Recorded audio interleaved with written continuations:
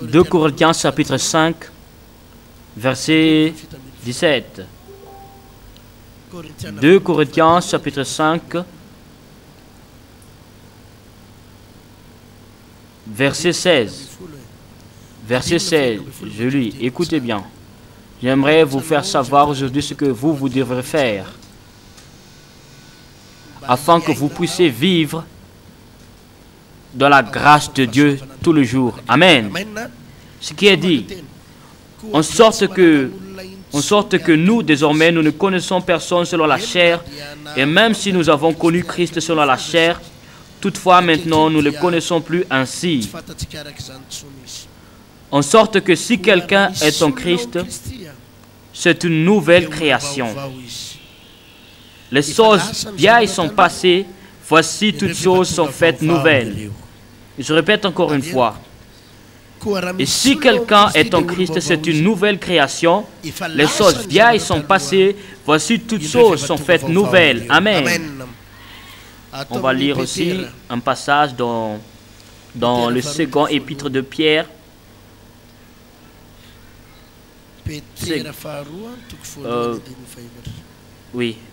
Chapitre 1, verset 4. Par lesquels il nous a donné les très grandes et précieuses promesses. Je répète encore une fois. Par lesquels il nous a donné les très grandes et précieuses promesses, afin que par elles, vous participiez de la nature divine, ayant échappé à la corruption qui est dans le monde par la convoitise. Je répète encore une fois.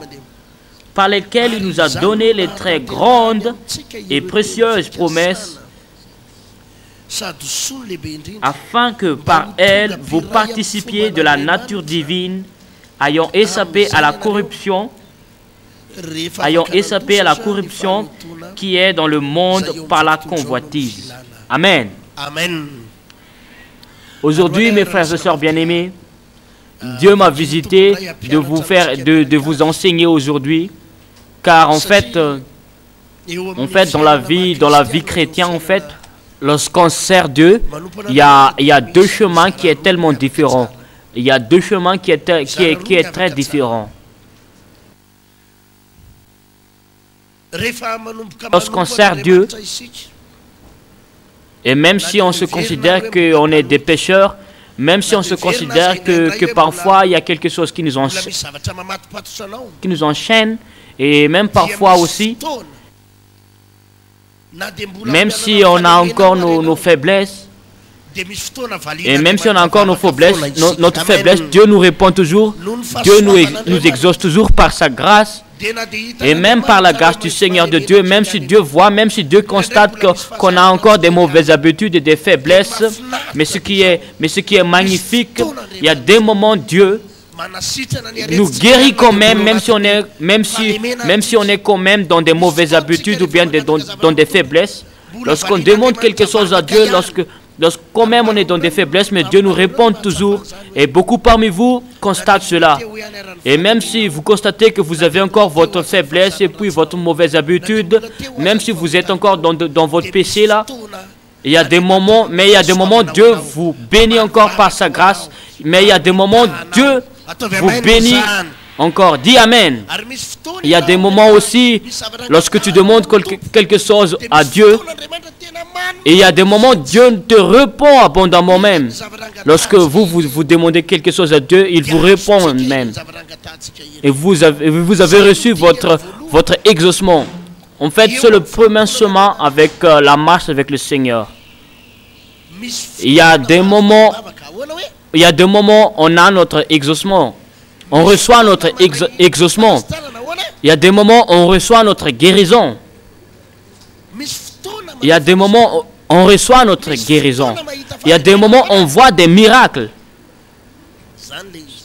C'est comme ça en fait. Mais lorsqu'une personne devient mature spirituelle, lorsqu'une personne a une maturité spirituelle, Et en fait, cette personne-là ne voit pas seulement des miracles rarement ou bien occasionnellement. Non, il ne voit pas seulement des guérisons rarement ou bien des exaucements occasionnellement ou bien temporairement.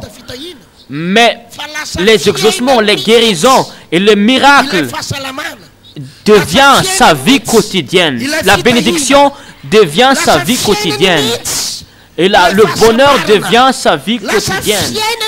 Et les miracles deviennent sa vie quotidienne. Dis amen très fort. Alléluia. Alléluia.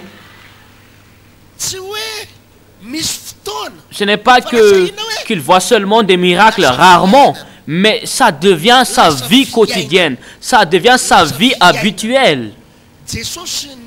Jésus-Christ, en fait, Jésus-Christ est le premier exemple par ces choses-là. Jésus-Christ, la vie de Jésus-Christ sur cette terre, c'était une vie sans problème. C'était une vie sans difficulté. Alléluia. Et même s'il y avait des problèmes, c'était pas tellement une grande difficulté pour Jésus-Christ de résoudre ses problèmes, mais il a juste dit un mot et tous les problèmes étaient résolus. C'était devenu, ces choses-là étaient devenues sa vie quotidienne.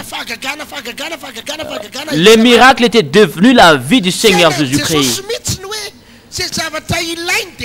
C'était la vie du Seigneur Jésus-Christ. Lorsqu'il demande quelque chose, il eut ce qu'il demande. Même s'il n'y avait pas d'argent, tout ce qu'il veut, lui, il a eu. Amen. En fait, c'est la manière de Dieu, en fait. C'est la vie de Dieu.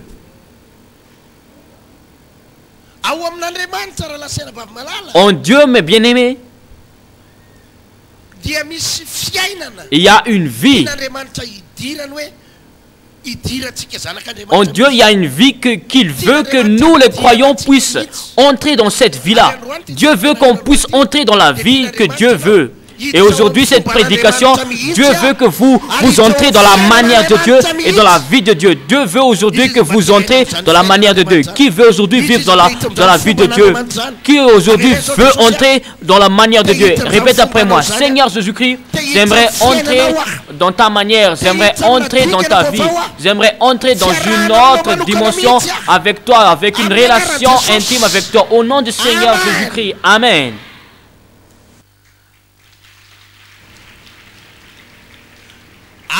Oui, on peut vivre dans ces choses-là, pas rarement ou bien temporairement, mais on peut vivre d'une vie merveilleuse pendant des années, même pendant des années même.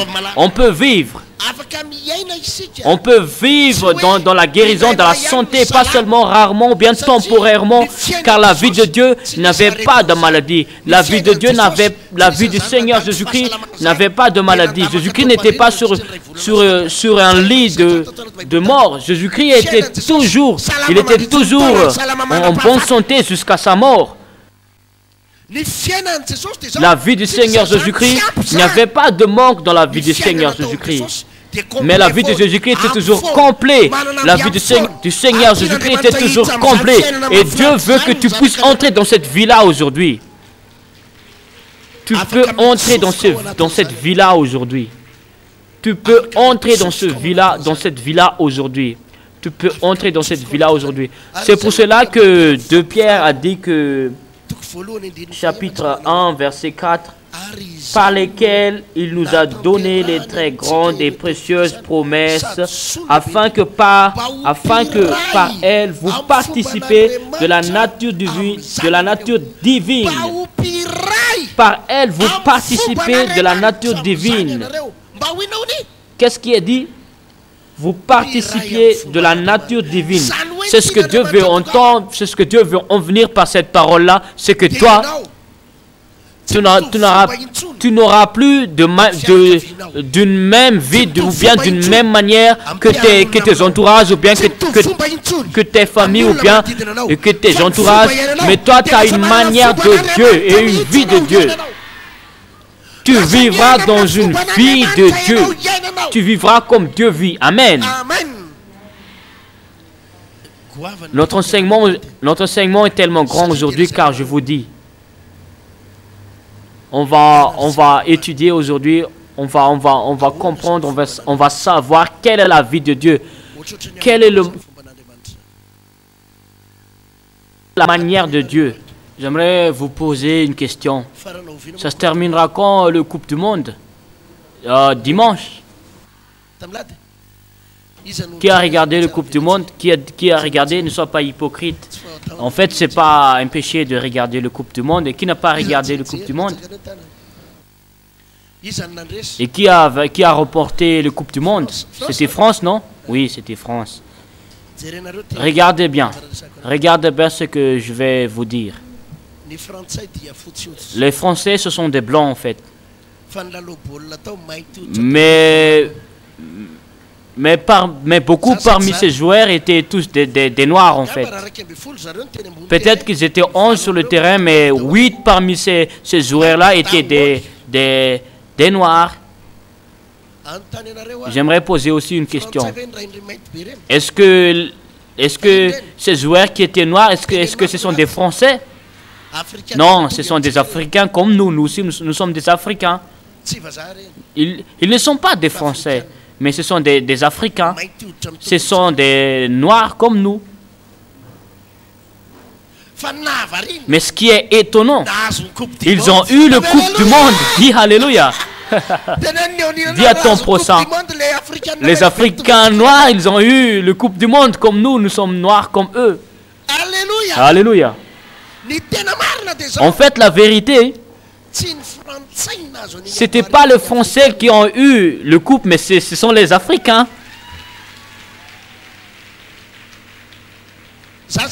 N'est-ce pas? Mais moi, j'aimerais vous dire, lorsque ces Noirs-là ont porté quand même leur nom africain, est-ce qu'ils ont eu leur coupe? Non. N'est-ce pas? Ils n'ont pas eu leur Coupe du Monde. S'ils ont porté le même nom, s'ils ont porté le même nom, le nom d'Afrique, ils n'ont pas eu le Coupe du Monde. Quelle que soit leur tactique ou bien leur capacité. Mais lorsqu'ils ont porté leur nom français, c'est là qu'ils ont eu le Coupe du Monde. Ou bien, est-ce que je me trompe? Ils n'ont pas eu le Coupe du Monde s'ils n'ont pas porté le nom français. Mais il y a quelque chose qui s'est déjà transformé en eux. Ils n'étaient plus des Africains. Ils n'ont plus une identité africaine, mais ils sont devenus français.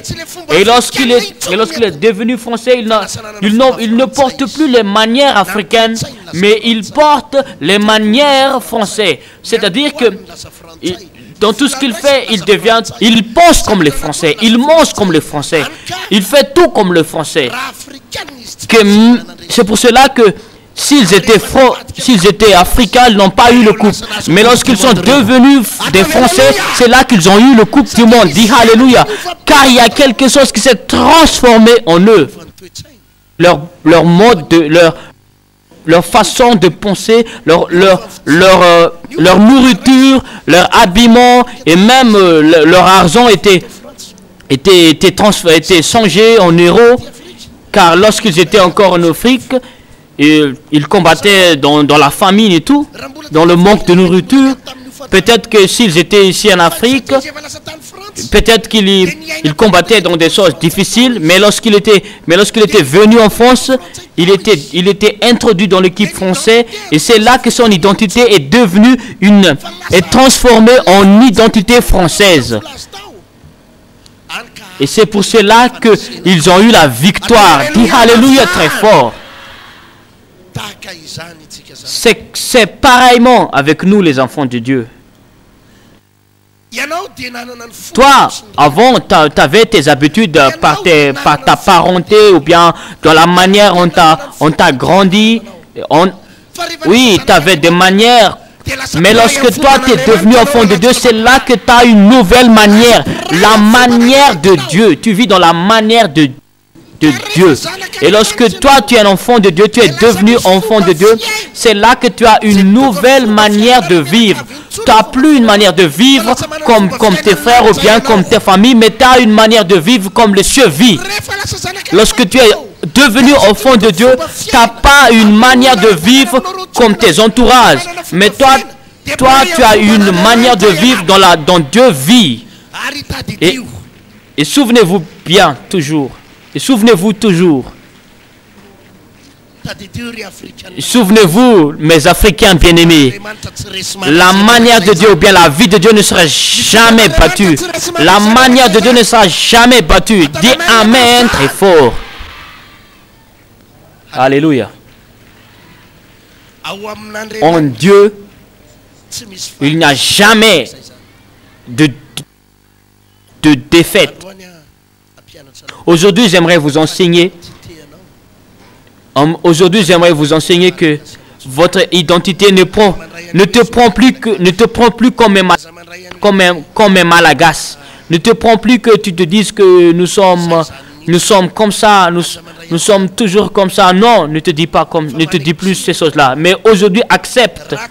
Si tu veux aujourd'hui, si tu veux que tu reçois des miracles tout le jour, mais pas rarement, si tu veux recevoir de la grâce ou bien de la guérison chaque jour, si tu veux que la grâce devienne ta vie quotidienne, ou bien si tu veux que la guérison devienne ta vie quotidienne, ou si tu veux que la bénédiction devienne ta vie quotidienne, il faut que tu entres d'abord dans la manière de Dieu. Dis à ton prochain, il faut que tu entres d'abord dans la manière de Dieu.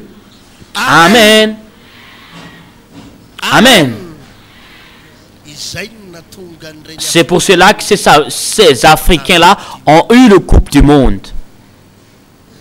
Car ils étaient plus des Togolais. Car ils ne sont plus des Nigériens. Ils n'étaient plus des Africains. Leur origine, non, ils n'ont pas apporté leur origine sur le terrain, mais ils ont apporté la manière des Français. C'est pour cela qu'ils ont eu la victoire. Aujourd'hui, mes bien-aimés, il faut que tu saches que ton identité n'est pas une identité malagasy, mais une identité de Dieu. Ton identité est de Dieu, car tu es enfant de Dieu.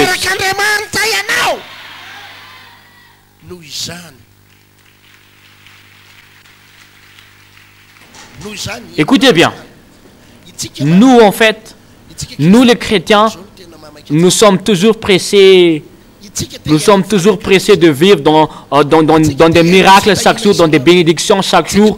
Nous aimerons toujours vivre dans des exaucements chaque jour, mais nous on n'aime pas vivre dans la manière de Dieu, dans la manière de Dieu. On n'aime pas vivre dans la manière de Dieu. On n'aime pas vivre dans les caractères de Dieu, dans les pensées de Dieu, dans le comportement de Dieu. Pourtant, on aimerait vivre dans des bénédictions, dans des miracles sans cesse. Mais aujourd'hui, j'aimerais te dire que toutes ces choses-là sont en relation. Est-ce que tu comprends ce que je veux dire? Est-ce que tu comprends ce que je veux dire? Si tu veux vivre dans des miracles ou bien dans la vie de Dieu chaque jour, ou bien dans des miracles, dans la bénédiction, dans la joie, dans le bonheur, dans la joie chaque jour, il faut que tu entres d'abord dans la manière de Dieu. Il faut que tu entres d'abord en quoi? Dans quoi? C'est pour cela que nous devrions toujours analyser nous-mêmes.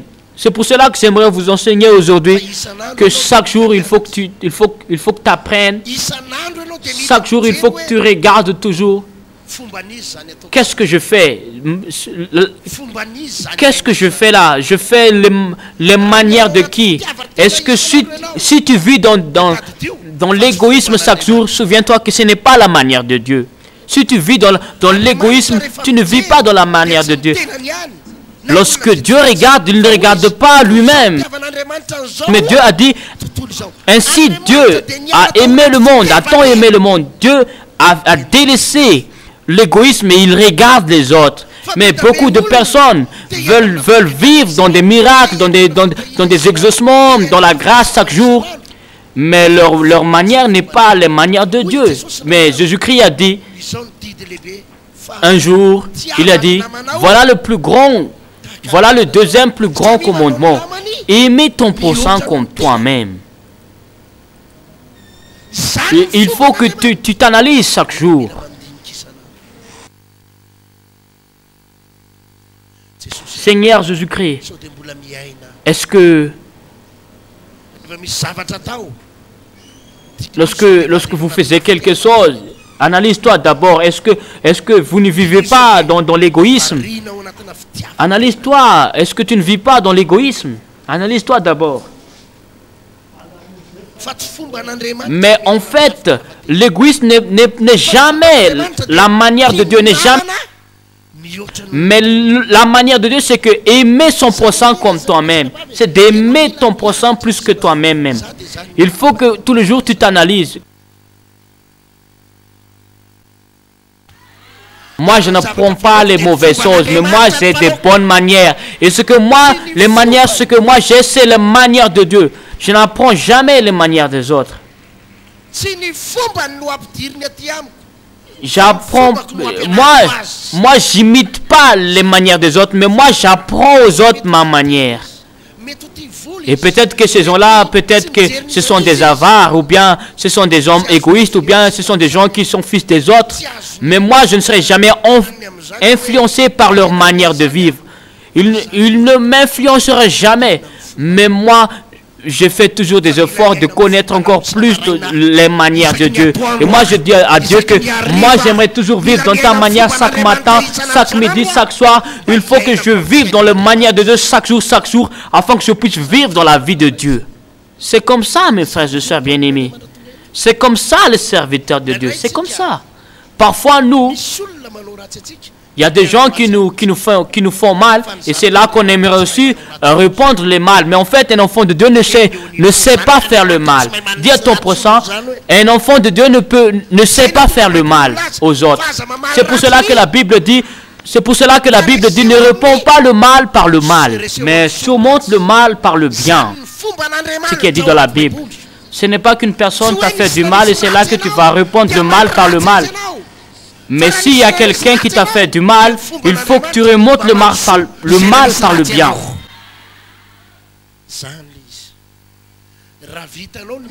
Si vous pouvez faire ces choses-là, si vous pouvez vivre dans la manière de Dieu, c'est là que vous pouvez vivre aussi dans la vie de Dieu. Mais il faut que vous entriez d'abord dans la manière de Dieu. Désolé de te dire cela, mais j'aimerais te dire que ne te laisse pas être influencé par les autres. N'imite jamais les caractères des autres. Toi, tu as une nature spirituelle, une nature divine. Si tu veux vivre dans la gloire, dans la joie, dans la paix, dans des miracles, dans une vie pleine de sérénité, on t'aborde dans la manière de Dieu. Ici sur cette terre, il y a toujours des confusions, il y a toujours des désastres. C'est pour cela que Madagascar est dans des confusions politiques, ou bien, je ne sais plus, dans les syndicats concernant les domaines d'études. La manière des païens, c'est qu'ils ne savent jamais se pardonner entre eux. Les gens fait que lorsqu'il m'a donné un coup, moi aussi je vais le donner un coup. C'est pour cela qu'il y a de la confusion sur la terre. Mais si vous voulez vivre dans une vie merveilleuse, vous devrez d'abord vivre dans la manière de Dieu. Amen.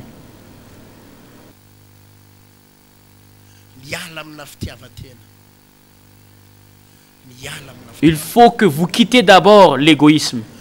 Il faut que vous quittez l'égoïsme. Le monde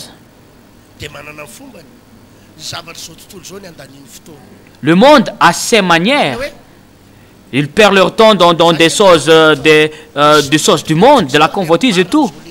Moi, je vous dis qu'il y a des gens comme nous, ils perdent leur temps au bar.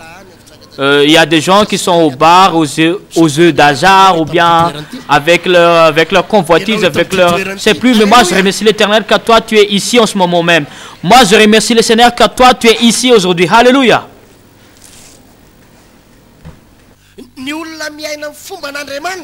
Une personne qui vit dans la manière de Dieu donne beaucoup de temps dans la relation avec le Seigneur. Amen. Donne beaucoup de temps dans la relation avec Dieu. Amen. Qu'est-ce que j'ai dit? Ils donnent beaucoup de temps. Ils passent beaucoup de temps avec Dieu. Moi, mes frères et sœurs, j'aimerais vous encourager aujourd'hui. Lorsque Jésus-Christ était encore sur la terre, il n'a pas passé du temps pour regarder des combats de coq ou bien ce genre de choses. Moi, je vous dis que oui, c'est vrai que le mondial est déjà fini, mais moi, j'aimerais vous dire que ne perdez plus du temps pour des matchs de foot. Alléluia. Mais moi, je vous condamne pas lorsque vous avez regardé le match de foot. Non, Dieu vous condamne pas, mais c'est déjà fini. Le mondial est déjà fini. Mais dis à ton prochain, ne perds plus du temps à regarder des matchs de foot à la télévision. Amen ou pas? Moi aussi, j'ai regardé du foot, mais juste des extraits à l'hôtel. Alléluia. Mais moi, j'ai pas perdu mon temps à regarder du match de foot. Est-ce que c'est clair? Ne perds pas de temps avec des choses futiles. Notre temps est précieux. Et si tu as un temps, entre dans la manière de Dieu, à étudier encore plus dans la manière de Dieu. Si les gens perdent leur temps aux discothèques ou bien dans leur folie ou bien dans leur futilité, dans leur vanité, aux internets ou bien au Facebook, mais toi tu peux donner ton temps devant Dieu, devant le pied de Dieu, devant le pied du Seigneur, au pied de Dieu, afin que tu puisses bien construire ta vie avec Dieu. Tu peux entrer dans la manière de Dieu, dans la vie de Dieu.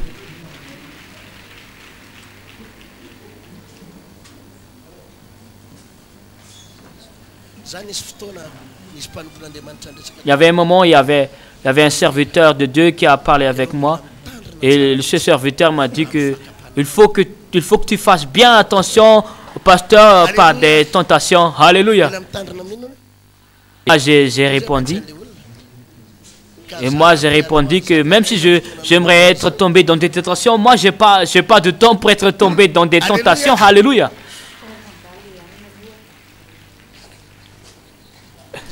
Même si moi, j'aimerais avoir une autre femme, j'ai pas de temps pour une autre femme.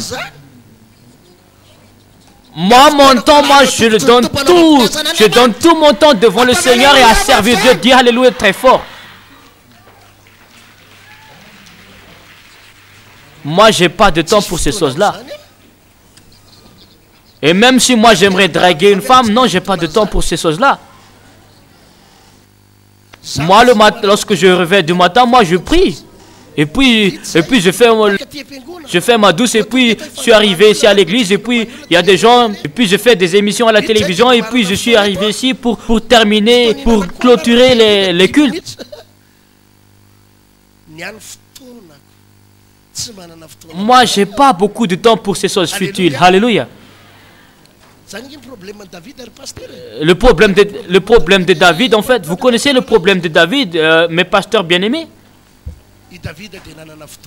David avait un temps pour se reposer. David avait un temps de répit. Les gens ont fait du combat, mais David se reposait sur les terrasses. Il dormait et le Satan a dit que voilà David, il y a une jeune fille là, regarde. Et pourtant David était le roi. Et David a vu une femme dans une piscine, peut-être. Et puis David a dit à son serviteur, amène-moi cette femme. Le problème de David, c'est qu'il avait un temps de répit. Mais moi, j'aimerais vous dire aujourd'hui, ne perdez jamais votre temps.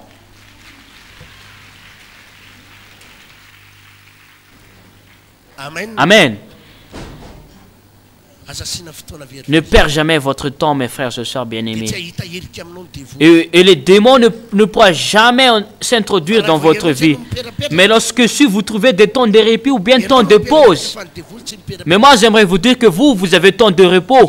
Mais le Satan n'a jamais eu temps de repos. Il cherche toujours des choses pour vous faire mal. C'est pour cela que j'aimerais aujourd'hui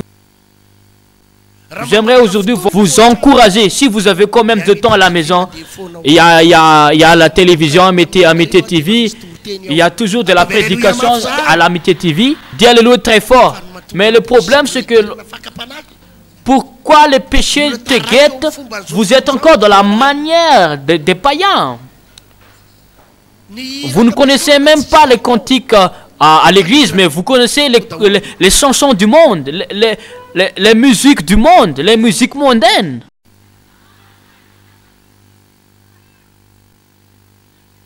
N'est-ce pas?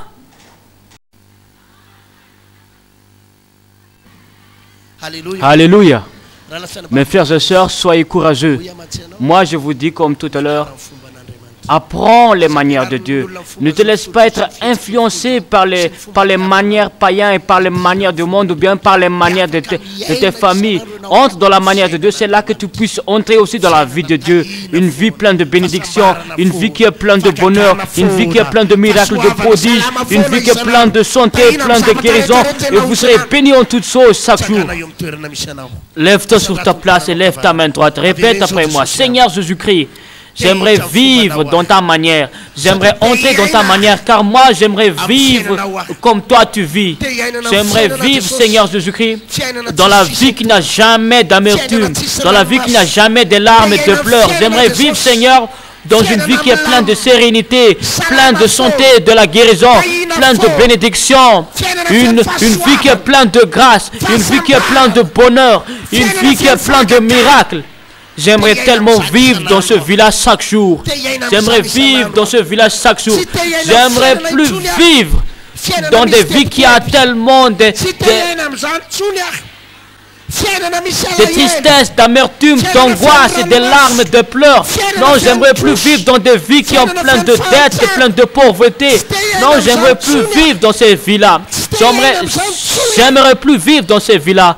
J'aimerais vivre dans une nouvelle vie, Seigneur. J'aimerais vivre dans une vie merveilleuse qui est pleine de bonheur. J'aimerais vivre dans cette vie-là, Père, dans cette vie-là. C'est pour cela aujourd'hui, Seigneur. C'est pourquoi aujourd'hui, Seigneur Jésus-Christ, souviens-toi de moi. Regarde-moi. J'aimerais entrer dans ta manière. J'aimerais vivre dans ta manière. Apprends-moi ta manière de vivre. J'ai entendu que je devrais aimer les autres plus que soi-même, car c'est ta manière de vivre.